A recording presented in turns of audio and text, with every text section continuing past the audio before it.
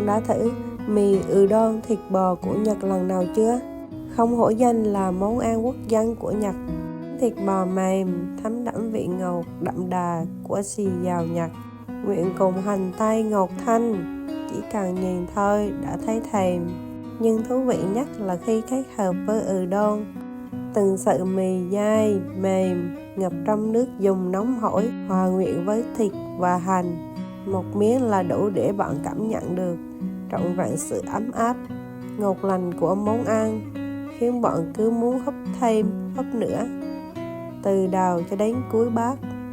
Đơn giản nhưng tinh tế, dân dã mà khó quên. Đây chính là lý do vì sao mì udon thịt bò lại được yêu thích khắp nước Nhật.